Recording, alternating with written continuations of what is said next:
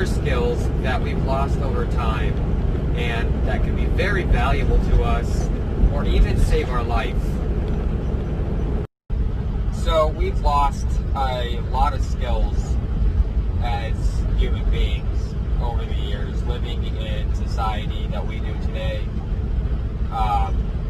Just because we don't need these skills anymore.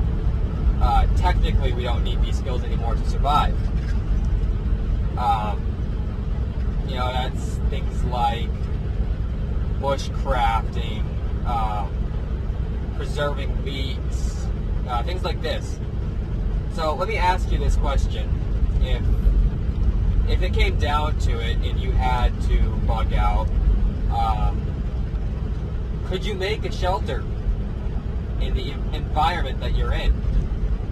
If you're in the desert, would you be able to find shelter? Would you be able to find water? Would you know where to look? If you were in the woods or the forest, you may think you know how to build a shelter, but do you take an honest look at yourself and think honestly to yourself, can you actually build the necessary kind of shelter you'll need? And if the answer is you're unsure or no, then maybe you should take a bit of time and study on how to build a shelter. Go watch bushcrafting videos and then go do bushcrafting in real life. Practice it.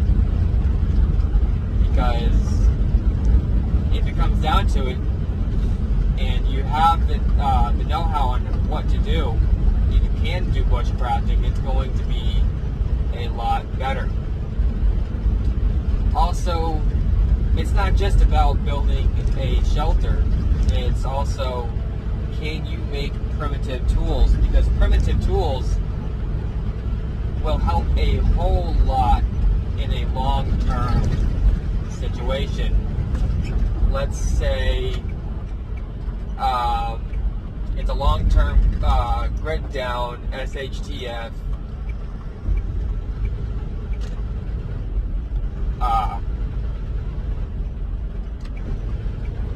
Are you going to be able to continue using the tools that you have? Are they going to last indefinitely? And the answer to that is going to be no, unless they are like the most expensive, well-built tools that you can find.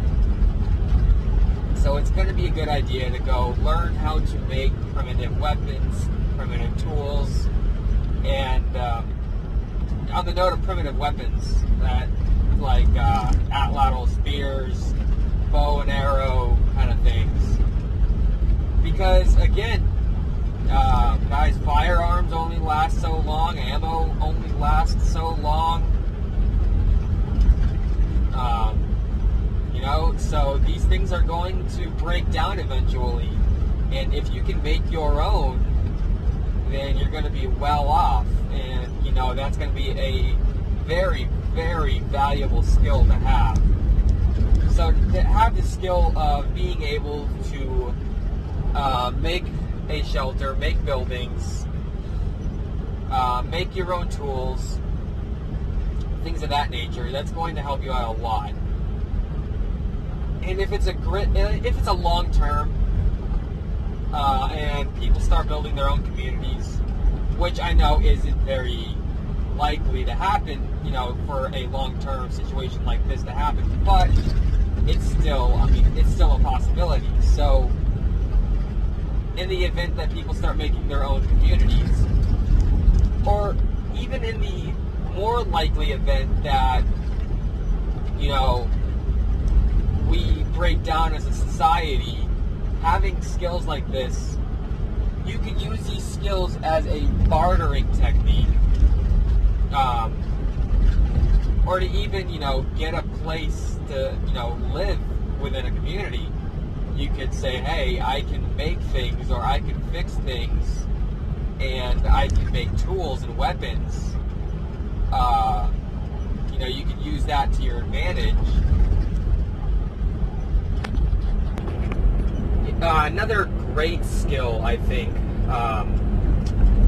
you should at least take a look into understanding is medical, like not advanced medical. I'm talking like medicinal plants, being able to identify medicinal plants, being able to use the medicinal plant in a medical way that can help someone. So obviously we know aloe vera plants can help with sunburn.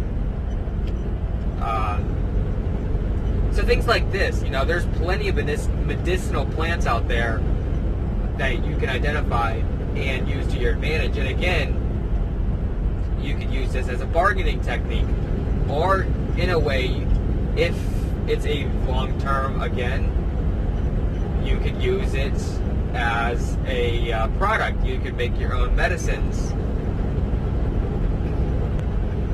Guys, another thing that I think everyone should learn, and I don't know if everyone actually really thinks about it a whole lot, is how to create fire. Now, I know creating fire is pretty easy, but can you actually create a fire using a bow drill? Can you create fire using other techniques that don't involve a match or a lighter? Because like I said before, when it comes to weapons and tools, they only last so long. The same applies with lighters and matches. Unless you can create your own, these things only last so long. And when it runs out, it runs out. And you're going to have to use a different technique in order to create fire. And guys, remember, fire is used for more than just cooking. It's used for heat. I mean, if you're in the cold, heat is going to be essential for you. And right now we're going into the colder months of the year. So fire is going to be good for heating, cooking, and also remember visibility. Like I said, everything else in this video so far is everything runs out eventually. So you may have the best flashlight in the world, and you may even have a solar charger for it. However, things expire, things go bad, things are electronic. So eventually that solar charger is going to stop working. Eventually the batteries are going to die. So it's going to be a very good idea for you to find out how to create candles, make torches, things of that nature. That way you have visibility at night. And again, this skill is very valuable because once you know how to do it, you can do it indefinitely. You can make as many torches as you'll need. You can make as many candles as much as you need, so long as you have the resources for it. And if resources run out, then you can always go to another area and find more resources. And also remember that fire could also be used as a defense mechanism. There's a lot of animals that don't like fire. They recognize what it is, and they're not going to go near you. Not all of them, I'm saying some would think twice about going near open flames. So you can also use fire as a defense mechanism. Guys, another very important skill that everyone should know is water purification and water filtration.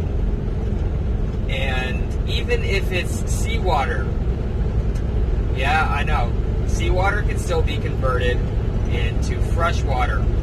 And also another thing with seawater is, why is it not recommended to drink, is because of its salt content. thing that you can use to cure meat, salt. And again, seawater has salt. So you can do two things with seawater. You can get salt from it, and you can get fresh water from it. You have to obviously convert the salt water into fresh water, which there are a few different techniques to it. There are plenty of videos online that you can watch. There are plenty of tutorials online that you can read on how to do this. But another thing is, even with the fresh water, filtration and then purification. So you're going to want to know how to boil, you're going to want knowing how to make fire first, and then you're going to want to make a fire and then purify the water by boiling it. Do this after you have filtered it at least a few different times to ensure that you've got all the nasty stuff out. And the last one I'm going to talk about in this, but it's definitely not the last skill out there, for sure.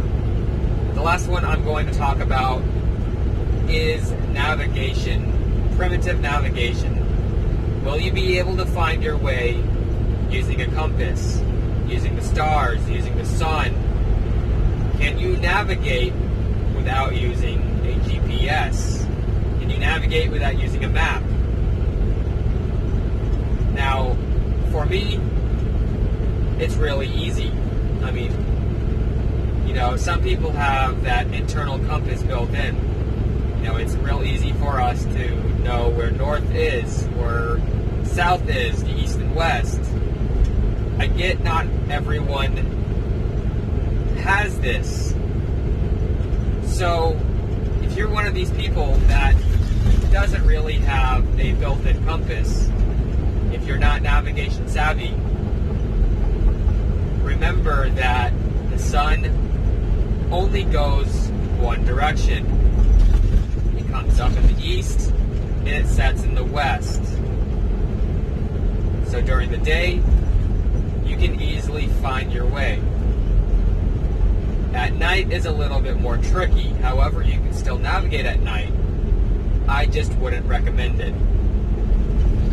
So, finding out ways that you can navigate using the stars, using the sun, using a compass, or using your own internal compass, using the dead reckoning techniques, and plenty other techniques on staying in a straight line is going to be very helpful in navigation. So guys, I don't want to make this video too long, so I'm going to end it right here. But if you liked it, please like and subscribe, and I'll see y'all later.